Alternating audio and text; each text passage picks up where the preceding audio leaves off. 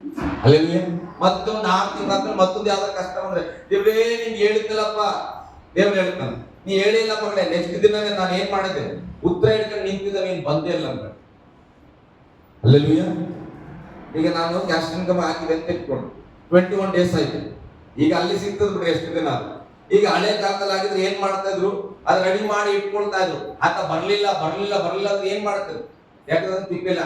ಈಗೆಲ್ಲ ಆನ್ಲೈನ್ ಆಗಿದೆ, ನೀನ್ ಯಾವತ್ತೋದ್ರು ಕೂಡ ಸಿಗ್ತದ. ಈಗ ಹಾಗೆ ದೇವರ ಸನ್ನಿಧಿಯಲ್ಲಿ ಬಂದು ಯಾವತ್ತೋ ಒಂದು ಮೊರೆ ಇಟ್ಟು ಹೋಗಿ ಸ್ತೋತ್ರ. ನಮ್ಮ ದೇವರು ಆನ್ಲೈನ್ ಗಿಂತ ದೊಡ್ಡ ದೇವರು. ಅದಕ್ಕೆ ವಾಕ್ಯ ಹೇಳ್ತದೆ, ಪ್ರಾರ್ಥನೆ ಮಾಡಿದ ನೀನು ಮರ್ತೋದ್ರು ಪ್ರಾರ್ಥನೆಯನ್ನ ಕೇಳಿಸಿಕೊಂಡ ತಂದೆಯಾದ ದೇವರು ಮರ್ತೋಗಲ್ಲ.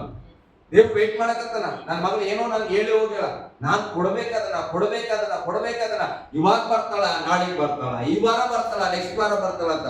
ಆದ್ರೆ ಯಾವಾಗ ಬಂದ್ರು ಕೂಡ ಆತನನ್ನ ಭೇಟಿಯಾಗುವಂತ ಪ್ರಾರ್ಥನೆ ಇಲ್ಲ ಕೆಲವರು ಜೀವಿತದಲ್ಲಿ. 4 ಆಫೀಸ್ ಹತ್ರ ಹೋಗ್ತಾನೆ, 1 ತಿಂಗಳಾಯ್ತು ಹೋದೆ, ಮತ್ತ ಬಂದು. ವರ್ಷ ಆಯ್ತು 4 ಆಫೀಸ್ ಹತ್ರ ಹೋಗ್ತಾನೆ, ಮತ್ತ ಬರ್ತಾನೆ. 4 ಆಫೀಸ್ ಹತ್ರ ಹೋದ್ರೆ ಸಿಗಲ್ಲ. ಅದು ಅದ್ರದ್ದೇ ಆದ ಒಂದು ಕೋಣೆ ಇದೆ, ಒಂದು ರೂಮ್ ಇದೆ. ಅದನ್ನ ಏನೋ ಡಿಸ್ಟ್ರಿಬ್ಯೂಟ್ ಕೊಡುವಂಥದ್ದು, ಹೊರಗೆ ಕೊಡುವಂತ ಸ್ಥಳ ಇರ್ತದೆ. ಅಲ್ಲಿ ಹೋಗಿ ನಾನು ಏನ್ ಮಾಡ್ಬೇಕು, ಸರ್ ಇಂಥ ಡೇಟ್ ಅಲ್ಲಿ ಇದು ಹಾಕಿದರಿ, ಇದಕ್ಕೆ ಆಡಿ ನಂಬರ್ ಇದಿದೆ ರೀ, ಇದನ್ನ ತಗೊಂಡು ನೋಡ್ರಿ ಅಂದ್ರೆ ಆತ ಏನ್ ಮಾಡ್ತಾನ, ಆ ನಂಬರ್ ಹಾಕಿ ಟಕ್ಕಂತ ಹೊಡೆದ ತಕ್ಷಣ ಪೇಪರ್ ವರ್ಕ್ ತಗೊಂಡು ಹೋಗಕ್ ಬಂತು. ಅಲ್ಲೆಲ್ಲೂಯ್ಯ. ಸುಮ್ಮನೆ ಕೆಲವ್ರು ಹಂಗೆ ಸಭೆಗೆ ಬರಲ್ಲ ಅಂತಾರೆ, ಬರ್ತಾನೆ ಇದ್ರು. ಪ್ರತಿ ವಾರ ಸಭೆಗೆ ಬರ್ತೇವೆ.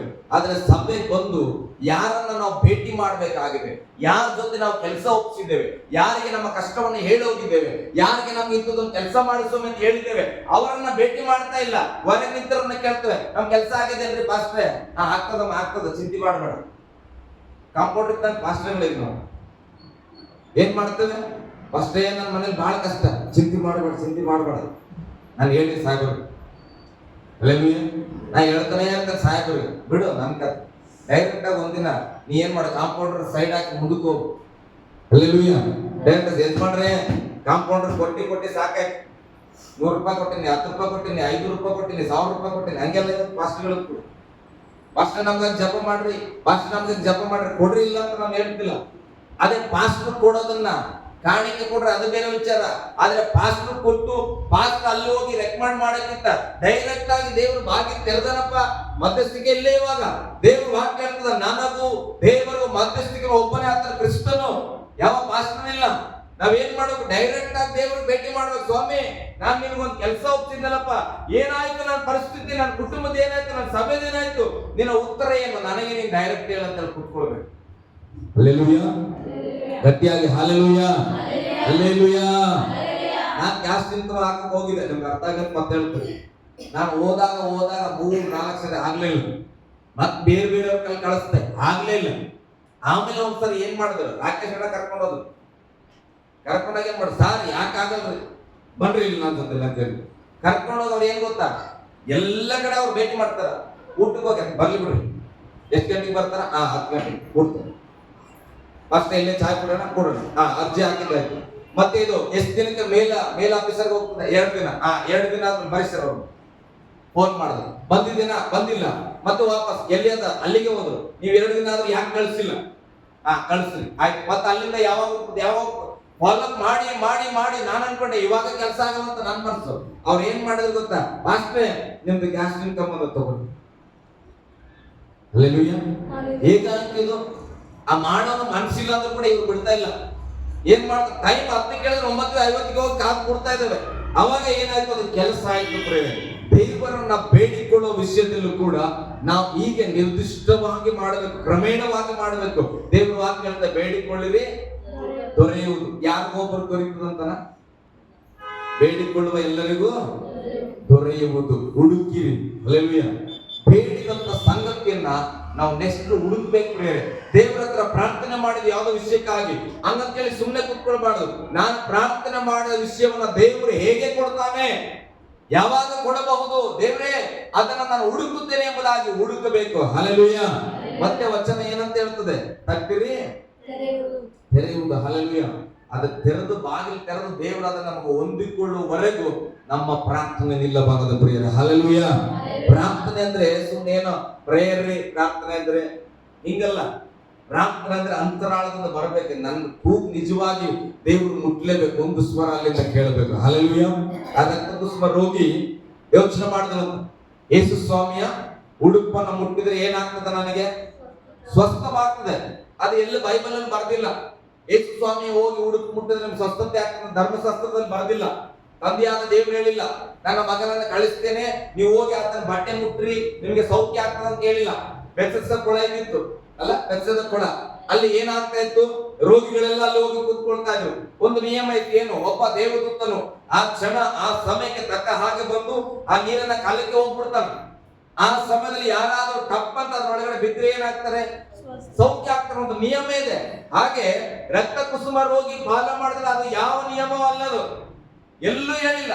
ಆದ್ರೆ ಆಕೆ ಯೋಚನೆ ಮಾಡಿದ್ರೆ ಮನಸ್ಸಲ್ಲಿ ಅಂದ್ಕೊಂಡ್ರು, ನಾನು ಹೋಗಿ ಆತನ ಉಡುಪನ್ನು ಮುಟ್ಟಿದ್ರೆ ನನಗೆ ಸೌಖ್ಯ. ಆಕೆ ವಿಶ್ವಾಸ. ಹಲ್ಲೆಲೂಯ. ಆಕೆ ಅನ್ಕೊಳ್ಬಾರ್ದು ಯೇಸು ಸ್ವಾಮಿನ ಹಗ್ಗೆ ಮಾಡಬೇಕು, ಯೇಸು ಸ್ವಾಮಿ ನನ್ನ ಮೇಲೆ ಕೈ ಇಡಬೇಕು, ಜಪ ಮಾಡಬೇಕು, ಒಂದು ಗಂಟೆ ಅನ್ಕೊಳ್ಬೋದಾಗಿತ್ತು. ಆದ್ರೆ ಆಕೆ ಅದು ಯಾವ್ದು ಅನ್ಕೊಂಡಿಲ್ಲ. ಸುಮ್ಮನೆ ಎಲ್ಲೋ ಹೋಗಿ ಮೂಲೆಯಲ್ಲಿ ಒಂದು ಉಡುಪನ್ನ ಮುಟ್ಟಿದ್ರೆ ನನಗೆ ಸೌಖ್ಯವಾಗುತ್ತೆ. ಹಲ್ಲೆಲೂಯ. ನಾನು ಕೇಳುತ್ತೇನೆ, ಸಭೆಗೆ ಬರ್ತಾ ಇದ್ದೇವೆ, ಅನೇಕ ವಿಷಯಗಳಿಗಾಗಿ ಪ್ರಾರ್ಥನೆ ಮಾಡ್ತಿದ್ದೇವೆ. ನಮ್ಮ ನಂಬಿಕೆ ಏನು? ಒಂದು 100 ದಿನ ಕೂತ್ಕೊಂಡು ಉಪವಾಸ ಮಾಡಿದ್ರೇನೆ ದೇವರ ಸೌಖ್ಯ ನನಗೆ ಸಿಗೋದು. ಹಲ್ಲೆಲೂಯ. ನಿನ್ನ ನಂಬಿಕೆ? ರಕ್ತ ಕುಸುಮ ರೋಗಿ ಹಾಗೆ ಅಂದ್ಕೊಂಡಿಲ್ಲ. ಪಾಪ ಆಕೆ ಜೀವನವಿಡೀ ಏನಾಗಲ್ಲ, ಉಪವಾಸ. ಯಾರು ಸೇರಿಸ್ಕೊತಾ ಇಲ್ಲ, ಅವಮಾನಿಸ್ತಾ ಇದ್ದಾರೆ, ಯಾರು ಆಕೆಯನ್ನು ಮಾತಾಡ್ಸೋದಿಲ್ಲ. ಆಕೆ ಬೇಸೆತ್ತೋಗಿರೋ ಜೀವಿತ. ಆಕೆ ಈಗ ಒಂದು ಯೋಚನೆ, ಮುಟ್ಟಿದ್ರೆ ಸಾಕಪ್ಪ ಎಂಬ ಬಂದಳು. ಯೇಸು ಸ್ವಾಮಿಯ ಉಡುಪನ್ನು ಮುಟ್ಟಿದಳು. 12 ವರ್ಷಗಳಿಂದ ಹರಿದಂತ ರಕ್ತ ನಿಂತು ಹೋಯಿತು. ಸ್ತೋತ್ರ. ಆಕೆಗೆ ಗೊತ್ತಾಯ್ತು, ನಾನು ಗುಣವಾಗಿದ್ದೇನೆ. ಹಲ್ಲೆಲೂಯ. ಆದ್ರೆ ಯೇಸು ಸ್ವಾಮಿಗೆ ಕೂಡ ಗೊತ್ತಾಯ್ತು, ನನ್ನನ್ನ ಯಾರು ಮುಟ್ಟಿದ್ದಾರೆ, ನನ್ನಿಂದ ಅವರಿಗೆ ಅಭಿಷೇಕ ಹೋಯಿತು ಎಂಬುದಾಗಿ. ಹಲ್ಲೆಲೂಯ. ಪ್ರಾರ್ಥನೆಯಲ್ಲಿ 2 ಕಾರ್ಯ. ನಾವು ದೇವರ ಪ್ರಾರ್ಥನೆ ಮಾಡಿದಾಗ ಯೇಸುವನ್ನ ನಾವು ಮುಟ್ಟಿದ್ರೆ ನಮಗೂ ಅನುಭವ ಆಗ್ತದೆ, ನಾನು ಇವತ್ತಿನ ಪ್ರಾರ್ಥನೆಯಲ್ಲಿ ಯೇಸುವನ್ನ ಮುಟ್ಟಿದ್ದೇನೆ. ಹಲ್ಲೆಲೂಯ. ನಾನು ಅಲ್ಲಿ ಬಂದು ಹೇಳಬೇಕಾಗಿಲ್ಲ, ಸತ್ಯಮ್ಮ ನೀನು ಯೇಸುವನ್ನ ಮುಟ್ಟಿದೆ ಅಂತ ನಾನು ಹೇಳಬೇಕಾಗಿಲ್ಲ. ಆಕೆ ಪ್ರಾರ್ಥನೆಯಲ್ಲಿ ದೇವರನ್ನ ಮುಟ್ಟಿದ್ರೆ ಆಕೆ ಹೃದಯಕ್ಕೆ ಅನುಭವಕ್ಕೆ ಬರ್ತದೆ, ನಾನು ಯೇಸು ಸ್ವಾಮಿಯನ್ನ ಪ್ರಾರ್ಥನೆಯಲ್ಲಿ ಮುಟ್ಟಿದ್ದೇನೆ. ಹಲ್ಲೆಲೂಯ. ಗಟ್ಟಿಯಾಗಿ ಹಲ್ಲೆಲೂಯ. ಇಲ್ಲಿ ಪ್ರಾರ್ಥನೆ ಮಾಡು ನನಗೆ ಗೊತ್ತಾಗದೆ ಇರುವುದು ಪಾಸ್ಟರ್ ಆಗಿ ಸ್ವಾತಿ ದೇವರನ್ನ ಮುಟ್ಟಾಳ, ದೇವರು ಆಕೆಯನ್ನ ಮುಟ್ಟಾಳ ಅಂತ ನನಗೆ ಗೊತ್ತಾಗದೆ ಇದ್ರು, ಯಾರ ಪ್ರಾರ್ಥನೆ ದೇವರಿಗೆ ಮುಟ್ಟಿರ್ತದೋ ಅವರಿಗೆ ವಿಶ್ವಾಸ ಬರ್ತದೆ, ನಾನು ದೇವರನ್ನ ಮುಟ್ಟಿದ್ದೇನೆ ಅಂತ. ಅವರೊಟ್ಟಿಗೆ ದೇವರು ಮಾತಾಡ್ತಾನೆ, ಸ್ವಾತಿ ನಿನ್ನ ಪ್ರಾರ್ಥನೆ ನನಗೆ ಮುಟ್ಟಿದೆ, ಹೋಗು ಮಗ, ನೀನು ಸೌಖ್ಯವಾಗಲಿ. ಹಲ್ಲೆಲೂಯ. ಗಟ್ಟಿಯಾಗಿ ಹಲ್ಲೆಲೂಯ. ನಮಗೆ ಯಾರು ಮೀಡಿಯೇಟರ್ ಬೇಕಾಗಿಲ್ಲ. ಪ್ರೇಮ ಸೇವಕರನ್ನ ನನ್ನ ಇಟ್ಟೆ ದೇವರು ಯಾಕೆ? ನಿಮಗೆ ವಾಕ್ಯವನ್ನ ಬೋಧಿಸ್ಲಿಕ್ಕೆ, ನಿಮ್ಮನ್ನು ಸಂತೈಸ್ಲಿಕ್ಕೆ, ಏನೋ ಒಂದು ತಿಳಿಯದ ಅರ್ಥ ನನಗೆ ಗೊತ್ತಿಲ್ಲ ತಿಳಿಸ್ಲಿಕ್ಕೆ. ಅದನ್ನು ಬಿಟ್ಟು ನನಗೂ ನಿಮಗೂ ದೇವರು ಏನೂ ಇಲ್ಲಿ ಕನೆಕ್ಷನ್ ಇಲ್ಲ. ನಿಮ್ಮನ್ನ ದೇವರು ಯಥಾರ್ಥವಾಗಿ ಕರೆಯಲ್ಪಟ್ಟ ಮಕ್ಕಳೆಂಬುದಾಗಿ ನಿಮ್ಮ ಪ್ರಾರ್ಥನೆಗೆ ದೇವರು ಉತ್ತರ ಕೊಡುವ ಆತನು. ನಾವು ಏನಾಗಿದೆ, ಆತನೇನಾದ್ರೂ ಹೇಳಿದ್ರೆ ಹೇಳ್ತೇವೆ, ಆದ್ರೆ ಎಲ್ಲವನ್ನ ಪಾಸ್ಟರ್ಗೆ ಹೇಳ್ಬೇಕಂತ ಇಲ್ಲ. ದೇವರು ನಿನ್ನ ಸಂಗಡಲ್ಲೂ ಮಾತಾಡುವವನಾಗಿದ್ದಾನೆ. ಹಲ್ಲೆಲೂಯ. ಗಟ್ಟಿಯಾಗಿ ಹಲ್ಲೆಲೂಯ. ಹಾಗಾದ್ರೆ ನಾವೇನ್ ತೀರ್ಮಾನ ಮಾಡ್ಬೇಕು? ಸ್ವಾಮಿ, ನಾನು ನಿನ್ ಜೊತೆ ಮಾತಾಡೋಣ, ನಿನ್ ಜೊತೆ ಕಮ್ಯುನಿಕೇಟ್ ಹೆಚ್ಚಾಗಬೇಕು ಅಲ್ಲ, ನಾವು ಆತನೊಟ್ಟಿಗೆ ಹೆಚ್ಚಾಗಿ ಮಾತನಾಡಬೇಕು. ಈಗ ನೋಡ್ರಿ, ನಾನು ಹೋಗ್ತಾನೆ ನಮ್ಮ ಹಿರಿಯ ಸೇವಕರಿಗೆ, ಸಾರ್ ನನಗೆ ಬಹಳ ಕಷ್ಟ ಸಾರ್, ಮತ್ತೊಂದು ಸಾರ್ ಹೇಳ್ತೇನೆ. ಏನ್ ಮಾಡಿ ಸರ್? ನನಗೆ ನೀವೆಲ್ಲ ನನ್ನ ಕುಟುಂಬ ಹೇಳ್ಬೇಡ, ನನಗೆ ಬಹಳ ಕಷ್ಟಗಳನ್ನು ಹಂಚ್ಕೊಡ್ತೀರಿ. ಎಸ್, ನನಗೂ ಅರ್ಥ ಆಗ್ತದೆ, ನಾನು ಪ್ರಾರ್ಥನೆ ಮಾಡ್ತೀನಿ. ಹಲ್ಲೆಲೂಯ. ಈಗ ನೀವೆಲ್ಲ 1 ಗಂಟೆ ನನ್ನ ಜೊತೆಲಿ ಮಾತಾಡಿದ್ರಿ, ನಾನು ಹೋಗಿ 10 ನಿಮಿಷ ನಿಮ್ಗಾಗಿ ಪ್ರಾರ್ಥನೆ ಮಾಡ್ತೀನಿ. ನಾನು ಒಂದು ಕಲಿಸ್ಲಿಕ್ಕೆ ಇಷ್ಟಪಡ್ತೇನೆ, ನನ್ನ ಜೊತೆ 1 ಗಂಟೆ ಮಾತಾಡ್ತಿರಲ್ಲ, ಅದನ್ನ ಅರ್ಧಪಾಸ್ ತೆಗೆದಾಕ್ತಾರೆ ಆ ಸ್ಥಳದಲ್ಲಿ ಯೇಸು ಸ್ವಾಮಿಯನ್ನು ಇಟ್ಟು ಯೇಸು ಸ್ವಾಮಿ ಜೊತೆಲ್ಲ ಅದು 1 ಗಂಟೆ ಮಾತಾಡಿದ್ರೆ ಹೇಗಿರ್ಬೋದು? ನಿಮ್ಮೆಲ್ಲರ ಪರವಾಗಿ 10 ನಿಮಿಷ ನಾನು ಪ್ರಾರ್ಥನೆ ಮಾಡಿದ್ರೆ ದೇವರು ನಮ್ಮನ್ನು ಮುಟ್ತಾನಂತ ನಂಬಿಕೆ ಇರುವುದಾದ್ರೆ, ನೀನೇ 1 ಗಂಟೆ ದೇವರೊಟ್ಟಿಗೆ ಮಾತಾಡಿದಾಗ ಇನ್ನೇ ಎಷ್ಟರ ಮಟ್ಟಿಗೆ ಪ್ರಭಾವವಾಗಿ ದೇವರು ಮುಟ್ಟಬಹುದು. ಹಲ್ಲೆಲೂಯ. ಗಟ್ಟಿಯಾಗಿ ಹಲ್ಲೆಲೂಯ. ನಾನು ಹೇಳ್ತೇನೆ, ನಾವು ಮತ್ತೊಬ್ಬರನ್ನ ಆಧಾರ ಮಾಡಿಕೊಡೋದನ್ನ ತೆಗಿಬೇಕು. ದೇವರ ವಿಚಾರ, ನನಗೆ ಕರೆದಾತ ನಂಬಿಗಸ್ತನು. ನಾನು ರಕ್ಷಣೆ ಹೊಂದಲಿಕ್ಕೆ ಯಾವ ಸೇವಕನ ರಕ್ತ ಸುರಿದಿಲ್ಲ, ಯಾವ ತಂದೆ ತಾಯಿಯ ರಕ್ತ ಸುರಿದಿಲ್ಲ, ಯೇಸು ಸ್ವಾಮಿಯ ರಕ್ತ ಸುರಿಯುತ್ತದೆ. ಹಲ್ಲೆಲೂಯ. ನನ್ನ ಪ್ರಾರ್ಥನೆಗೆ ಉತ್ತರ ಕೊಡುವ ಆತನ ದೇವರು, ನನ್ನ ಪಾಪಗಳನ್ನ ಕ್ಷಮಿಸುವ ದೇವರು, ನನಗೆ ಸದುತ್ತರವನ್ನ ಕೊಡುವ ಆತನ, ಸೌಖ್ಯ ಮಾಡುವ ಆತನ ದೇವರು. ಹಾಗಾದ್ರೆ ನನಗೆ ಇರುವ ಸಮಯವನ್ನ ಆ ಸೌಖ್ಯದಾತನೊಟ್ಟಿಗೆ ಹೆಚ್ಚಾಗಿ ನಾವು ಕಳಿಬೇಕು. ಹಲ್ಲೆಲೂಯಾ, ಗಟ್ಟಿಯಾಗಿ ಹಲ್ಲೆಲೂಯಾ. ಅರ್ಥ ಆಗ್ತದೆ ನಾನು ಹೇಳೋದು? ನನಗೆ ಏನು ಅರ್ಥ ಆಯ್ತು ಅದನ್ನ ನಾನು ನಿಮಗೆ ಹೇಳ್ತಾ ಇದ್ದೀನಿ. ಹಲ್ಲೆಲೂಯಾ. ನನಗೆ ದೇವರು ಮಾತಾಡಿದೊಂದೇ, ಮಗ ನಿನ್ನ ಸಮಸ್ಯೆನ ಅಲ್ಲಿ ಇಲ್ಲಿ ಕೂತ್ಕೊಂಡು ಹೆಚ್ಚಾಗಿ ಮಾತಾಡೋಕ್ಕಿಂತ ನೀನ್ ನನ್ನ ಜೊತೆ ಮಾತಾಡು, ನೀನ್ ಎಲ್ಲ ಸಮಸ್ಯೆಗಳಿಗೆ ಉತ್ತರ ನಾನಾಗಿದ್ದೇನೆ, ನನ್ನ ಜೊತೆಲಿ ಮಾತಾಡು. ಸಣ್ಣದು ದೊಡ್ಡದು ಅಸಾಧ್ಯವಾಗಿರ್ಬೋದು, ನೀನ್ ನನ್ನ ಹತ್ರ ಮಾತಾಡಪ್ಪ, ನಾನ್ ನಿನಗೆ ಅದಕ್ಕೆ ಸೌಖ್ಯ ಕೊಡ್ತೇನೆ. ಹಲ್ಲೆಲೂಯಾ. ನಾನು ತೀರ್ಮಾನಿಸಲ್ಪಟ್ಟೆ, ದೇವರು ಎಸ್ ನಾನು ನಿನ್ ಜೊತೆ ಮಾತಾಡ್ತೇನೆ. ಪ್ರಾರ್ಥನೆಯ ರೂಪದಲ್ಲಿ ವಾಕ್ಯವನ್ನು ಓದುವ ರೀತಿಯಲ್ಲಿ ನನಗೆ ಒಂದು ವಾರದಿಂದ ನಿಜ ಹೇಳುತ್ತೇನೆ, ನನ್ನ ಜೀವಿತದಲ್ಲಿ 2016ಕ್ಕಿಂತ ಹಿಂದಕ್ಕೆ ನಾನು ಹೋಗಿದ್ದೇನೆ. ಅಂದ್ರೆ 15ರಲ್ಲಿ ನಾನು ಬೈಬಲ್ ಓದಿದ ರೀತಿನೇ ಬೇರೆ. ಈ ಸತ್ಯವೇದ ನನಗೆ ಸಂಪೂರ್ಣವಾಗಿ ಅರ್ಥ ಆಗಿಬಿಡಬೇಕು. ಯಾವ ಸೇವಕರಿಲ್ಲ ನನಗೆ, ಅವರು ಯಾವ ಪಾಸ್ಟರ್ಗೆ ಹತ್ರ ಹೋಗಿಲ್ಲ, ನಾನು ಯಾವ ಸಭೆಗೆ ಹೋಗಿಲ್ಲ. ದೇವ್ರೆ ಇದನ್ನ ತಿಳ್ಕೊಳ್ಳೇಬೇಕು. ನಾನು ವೈಯಕ್ತಿಕವಾಗಿ ಒಬ್ಬ ಕದ್ದು ಮುಚ್ಚಿ ಬೈಬಲ್ ಓದ್ತಾ ಇದ್ದೆ, ಅವಾಗ ವಾಕ್ಯ ನನ್ಗೆ ಅರ್ಥ ಆಗಿದೆ. ಅಂದ್ರೆ ನೀವು ವಾಕ್ಯವನ್ನು ತಿಳಿದವರು ಅನೇಕ ಸಂದೇಶ ಕೇಳಿದ್ರಿ, ನೀವು ಓದಿದ್ರಿ, ಇದು ಅರ್ಥ ಆಗಲ್ಲ. ಸೈತಾನ ಏನ್ ಮಾಡ್ತಾನೆ ಗೊತ್ತಾ? ನಿನಗೆ ಏನ್ ತಿಳಿದ್ರು ಬಿಡು, ನೀನ್ ಏನೇ ಓದಿದ್ರು ಏನಾಗ್ತಿ ಬಿಡು, ನೀನ್ ಸ್ವಲ್ಪ ಓದೋಷ್ಟಾಗಿ ನೀನ್ ನಿದ್ದೆ ಬರ್ತದ ಬಿಡು.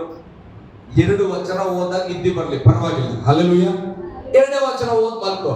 ಆದ್ರೆ ಅದನ್ನ 2 ವಚನ ಓದಿದ ಆ ವಚನ ನೆಕ್ಸ್ಟ್ ಡೇ ನಿನ್ನ 4 ವಚನ ಓದುವಂತೆ ಮಾಡ್ಬಿಡ. ಹಲ್ಲೆಲೂಯಾ, ಗಟ್ಟಿಯಾಗಿ ಹಲ್ಲೆಲೂಯಾ. ನಾನು ಹೇಳ್ತೇನೆ, ದೇವರು ಹೇಗೆ ಕೋಪಗೊಳ್ಳುವ ದೇವರು, ಹಾಗೆ ಆತನು ಹೆಚ್ಚಾಗಿ ಪ್ರೀತಿ ಉಳ್ಳಂತ ದೇವರಾಗಿದ್ದಾನೆ. ಹಲ್ಲೆಲೂಯಾ, ಗಟ್ಟಿಯಾಗಿ ಹಲ್ಲೆಲೂಯಾ. ಅಬ್ರಾಮನನ್ನ ದೇವರು ಕರೆದಾಗ ಒಂದು ವಾಗ್ದಾನ ಮಾಡಿದ್ರು, ಏನಂತ? ನಿನ್ನನ್ನ ಮೂಲ ಪಿತೃವಾಗಿ ನಾನು ಮಾಡ್ತೇನೆ, ಆಕಾಶ ನಕ್ಷತ್ರಗಳ ಹಾಗೆ ಉಸುಬಿನಷ್ಟು ಮಕ್ಕಳನ್ನ ನಿನಗೆ ಕೊಡ್ತೇನೆ ಅಂತ. ಇದೆಲ್ಲ ಸಂಗತಿಗಳಾಗ್ತದೆ 12ನೇದಲ್ಲಿ ಕರೆಯುವಾಗ. ಹೋಗ್ತಾ ಹೋಗ್ತಾ ಮುಂದೆ ಏನಾಗ್ತದೆ? ಅವರ ಜೀವಿತದ ಅದ್ಭುತಗಳಾಗಲು. ಆದರೆ ತಿರುಗಿ ಆಕೆ ಮತ್ತೊಂದು ಸಾರಿ ಅವರ ಮನೆಗೆ ದೇವದೂತರು ಬಂದಾಗ ಕೂಡ ಅವ್ರು ಏನ್ ಹೇಳ್ತಾರ? ಅದೇ ವಾಗ್ದಾನವನ್ನು ತಿರುಗಿ ಮಾತನಾಡ್ತಾರೆ. ಹಲ್ಲೆಲೂಯಾ. ಅಬ್ರಾಮನೇ, ನೆಕ್ಸ್ಟ್ ವರ್ಷದಲ್ಲಿ ನಿನ್ನ ಸಾರಳಿ ಏನಾಗಿರ್ತಾಳೆ? ಗರ್ಭವತಿ ಆಗಿರ್ತಾಳೆ, ನಿನಗೆ ಮಗುವನ್ನು ಕೊಡ್ತೀನಿ, ಸಂತಾನವು ನಕ್ಷತ್ರಗಳ ಹಾಗೆ ಅಭಿವೃದ್ಧಿ ಹೊಂದುತ್ತದೆ. ಹಲ್ಲೆಲೂಯಾ. ವರ್ಷಗಳು ಬದಲಾಗಬಹುದು, ನಮ್ಮ ಜೀವಿತ ಬದಲಾಗಬಹುದಾದ್ರೆ ನಮ್ಮ ಮೇಲಿದ್ದ ದೇವರ ವಾಗ್ದಾನಗಳನ್ನ ದೇವರು ಬದಲು ಮಾಡುವುದಿಲ್ಲ ಪ್ರಿಯರೇ. ಹಲ್ಲೆಲೂಯಾ, ಗಟ್ಟಿಯಾಗಿ ಹಲ್ಲೆಲೂಯಾ. ಇದನ್ನೇನು ನಾನು ಮುಗಿಸ್ತೇನೆ. ಆದಿಕಾಂಡ ಪುಸ್ತಕದಲ್ಲಿ ಆದಾಮನನ್ನ ಅವಳನ್ನ ಉಂಟು ಮಾಡಿದಾಗ ದೇವರು ಏನಂತ ಹೇಳಿದ್ರು? ಅವ್ರಿಗೆ ಏನಂತ ಹೇಳಿದ್ರು? ಏದೇನ್ ತೋಟದಲ್ಲಿ ಬೇಕಾದ ಎಲ್ಲವನ್ನ ತಿನ್ನಿರಿ, ಎಲ್ಲದರ ಮೇಲೆ ನೀವು ಏನ್ ಮಾಡ್ರಿ? ಅಧಿಕಾರ ಮಾಡ್ರಿ, ಭೂಮಿಯನ್ನೆಲ್ಲ ನೀವು ತುಂಬಿಕೊಳ್ಳ್ರಿ. ಹಲ್ಲೆಲೂಯಾ. ಬಹು ಸಂತಾನ ಉಳ್ಳವರಾಗಿ ನೀವೇನ್ ಮಾಡ್ರಿ? ಭೂಮಿಯನ್ನೆಲ್ಲ ತುಂಬಿಕೊಡ್ರಿ ಅಂತ ದೇವರು ಆದಾಮ ಅವಳಿಗೆ ವಾಗ್ದಾನ ಮಾಡಿದ್ರು. ಅಂದ್ರೆ ಭೂಮಿಯಲ್ಲೆಲ್ಲ ನೀವೇನ್ ಮಾಡ್ರಿ? ಹೆಚ್ಚಾಗಿ ಸಮೃದ್ಧಿಯಾಗಿ ಸಂತಾನವನ್ನು ಹೊಂದ್ಕೊಡ್ರಿ ಅಂತ. ಅದಾದ್ಮೇಲೆ 6ನೇ ಅಧ್ಯಾಯಕ್ಕೆ ನೀವು ಬಂದ್ರೆ ಏನಾಗ್ಬಿಡ್ತದೆ? ಮನುಷ್ಯರ ಪಾಪಗಳೆಲ್ಲ ಹೆಚ್ಚಾದ ಕಾರಣ ದೇವರು ಕೋಪಗೊಂಡು ಏನ್ ಮಾಡ್ತಾನ? ಜಲಪ್ರಳಯ ಬರ ಮಾಡ ಎಲ್ಲರನ್ನ ನಾಶ ಮಾಡ್ಬಿಡ್ತಾನೆ. ಹಲ್ಲೆಲೂಯಾ. ಆದ್ರೆ ಒಬ್ಬನೇ ಒಬ್ಬ ನಿಂತು ಅಂತ ಕಂಡು, ಯಾರಂತ? ನೋಹನ. ಓಕೆ, ನೋಹನ ನಿಮಿತ್ತ ಈಗ ಒಂದು ಕುಟುಂಬ ಉಳಿತು. ಒಂದು ವರ್ಷಗಳಿಗಿಂತ ಹೆಚ್ಚು ಮಳೆ ಬರ್ತದೆ.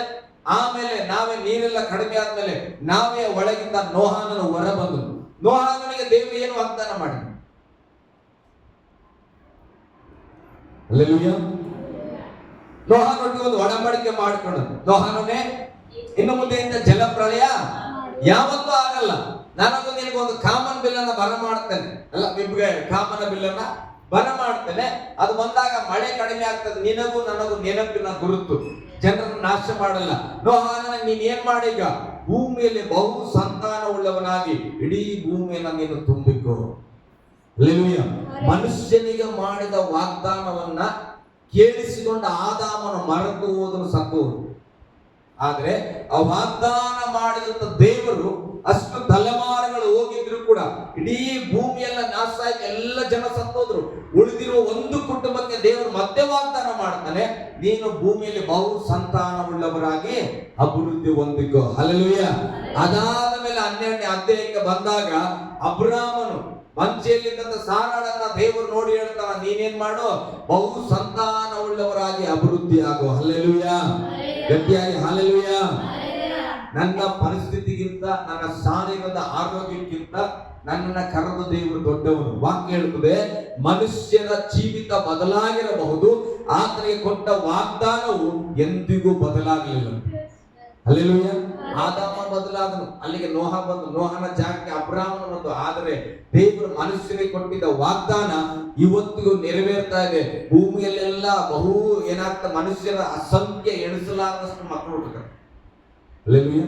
ವರ್ಷದಿಂದ ವರ್ಷಕ್ಕೆ ಕೌಂಟ್ ಮಾಡಿದ್ರೆ ಏನಾಗ್ತದೆ, ಹೆಚ್ಚಾಗ್ತದೆ ಜನಸಂಖ್ಯೆ. ಹಾಗಾದ್ರೆ ಅರ್ಥ ಮಾಡ್ಕೊಡ್ರಿ, ದೇವರು ಕೊಟ್ಟ ವಾಗ್ದಾನಗಳು ಎಂದಿಗೂ ತಪ್ಪಿ ಹೋಗುವುದಿಲ್ಲ. ಹಲ್ಲೆಲೂಯಾ, ಗಟ್ಟಿಯಾಗಿ ಹಲ್ಲೆಲೂಯಾ.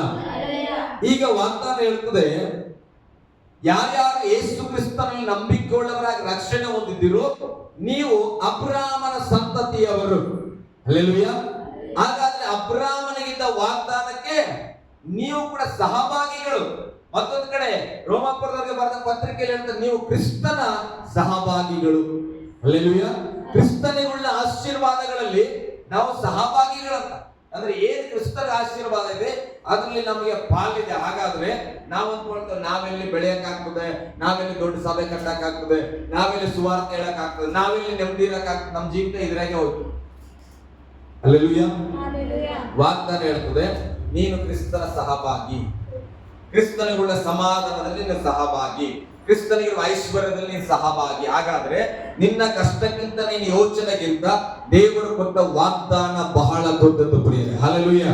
ಒಂದು ಸಾರಿ ನಮ್ಮ ಯೋಚನೆಗಳು, ನಮ್ಮ ಪರಿಸ್ಥಿತಿಗಳು, ನಮಗಿರುವಂತ ಸವಾಲುಗಳನ್ನ ಪಕ್ಕದಲ್ಲಿಟ್ಟು ದೇವರು ಕೊಟ್ಟ ವಾಗ್ದಾನವನ್ನು ಅನುಭವಿಸೋಣ. ದೇವರೇ, ನಿನ್ನ ಸಹಭಾಗಿತ್ವಕ್ಕೆ ನನ್ನನ್ನು ಕರೆದಿದ್ದಿ ಅಂದ್ರೆ ನಾನು ಅದನ್ನೇ ಎದುರು ನೋಡ್ತಾನೆ. ಅದಕ್ಕೆ ಪೌಲನು ಹೇಳ್ತಾನೆ, ದೇವರು ನನಗಾಗಿ ಇಟ್ಟಂತ ಬಿರುದನ್ನ ನೋಡಿ ನನಗಿರುವುದನ್ನೆಲ್ಲ, ಆಸೆ ಆಕಾಂಕ್ಷೆಗಳು, ಅಂತಸ್ತು, ಅದಕ್ಕಿದ್ದಂತ ಸ್ಟೇಟಸ್, ಅಧಿಕಾರ ಎಲ್ಲವನ್ನ ಕಸ ಅಂತ ಎಣಿಸಿ ಎದೆ ಬೊಗ್ಗಿದವನಾಗಿ ನಾನು ಏನ್ ಮಾಡ್ತೇನೆ, ಆ ಬಿರುದಿಗಾಗಿ ಓಡುತ್ತೇನೆ ಎಂಬುದಾಗಿ. ಹಲ್ಲೆಲೂಯಾ, ಗಟ್ಟಿಯಾಗಿ ಹಲ್ಲೆಲೂಯಾ.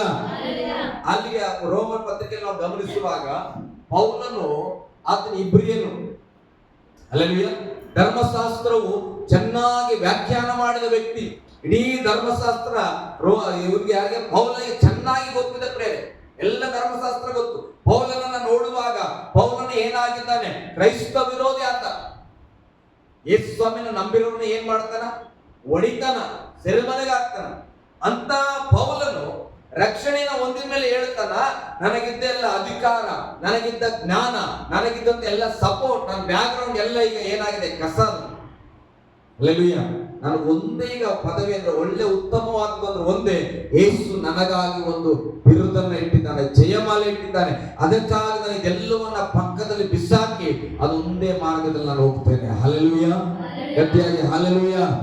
ಇವತ್ತು ಪೌಲನ ಹಾಗೆ ನಮ್ಮ ಹೃದಯ ಇದೆನಾ, ದೇವರೇ ನೀನು ನನಗಾಗಿ ಇಟ್ಟಿಯಲ್ಲ, ಅದು ನನಗೆ ಬೇಕು, ಮಿಕ್ಕಿದ್ದೆಲ್ಲ ನನ್ನ ಜೀವಿತದಲ್ಲಿ ಅದನ್ನ ನಾನು ಪಕ್ಕಕ್ಕೆ ಸರಿಸುತ್ತೇನೆ. ಹಲ್ಲೆಲೂಯಾ, ಗಟ್ಟಿಯಾಗಿ ಹಲ್ಲೆಲೂಯಾ. ಕರ್ತನ ಸನ್ನಿಧಿಯಲ್ಲಿ